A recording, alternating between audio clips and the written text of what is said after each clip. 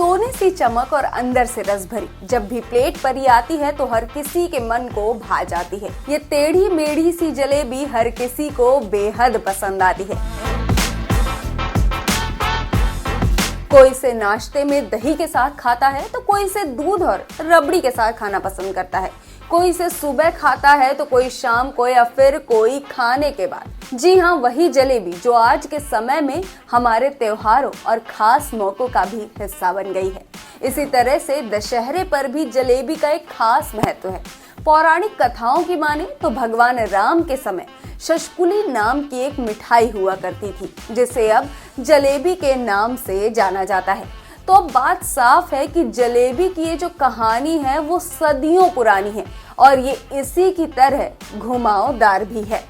नमस्कार दोस्तों, मैं दीक्षा सिंह और आज स्वाद के सफर में हम बात करेंगे जलेबी की।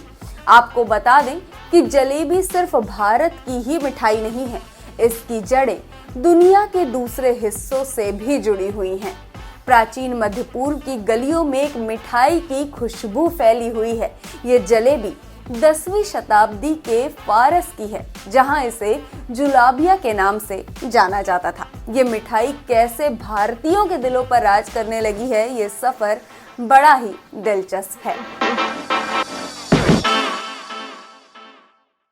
हॉब्सन जॉब्सन के अनुसार जलेबी शब्द अरेबिक शब्द जलाबिया या फारसी शब्द जलीबिया से आया है।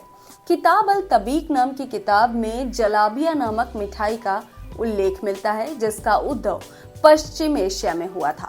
ईरान में यह जुलाबिया या जुलूबिया के नाम से मिलती है। 10वीं शताब्दी की अरेबिक पाक कला पुस्तक में जुलूबिया बनाने की कई रेसिपीज का उल्लेख मिलता है। जैन लेखक जिनासुर की किताब प्रियंकर नरपकथा में भी कुछ इसी तरह की मिठाई का जिक्र है। वहीं 17वीं शताब्दी की एक पुस्तक भोजन कुतूहलता और संस्कृत पुस्तक गुण्य गुणबोधिनी में भी जलेबी के बारे में लिखा गया है। ऐसा माना जाता है कि मध्यकाल में ये फारसी और तुर्की व्यापारियों के साथ मिठाई आई और उसके बाद से हमारे देश में भी इसे बनाया जाने लगा। यूं तो जलेबी को कई लोग विशुद्ध भारतीय मिठाई मानने वाले भी हैं।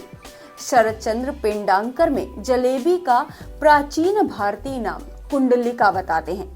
वे रघुनाथ कृत भोज कुतूहल नामक ग्रंथ का हवाला भी देते हैं, जिसमें इस व्यंजन को बनाने की विधि का उल्लेख है।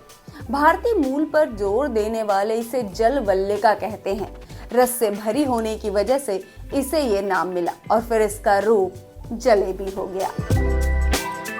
बता दें कि भारत में अलग अलग राज्यों में भी इसे अलग अलग नामों से जाना जाता है। बंगाल में इसे चनार, इंदौर में जलेबा, मध्य प्रदेश में मावा जंबी, हैदराबाद की खोवा जलेबी, आंध्र प्रदेश में इमरती या जांगरी के नाम से भी लोग इसे जानते हैं। तो ये था आपकी और हमारी पसंदीदा जलेबी का इतिहास। अपने पसंदीदा खाने के बारे में इसी तरह की अनसुनी बातें जानने के लिए जुड़े रहिए हमारे साथ।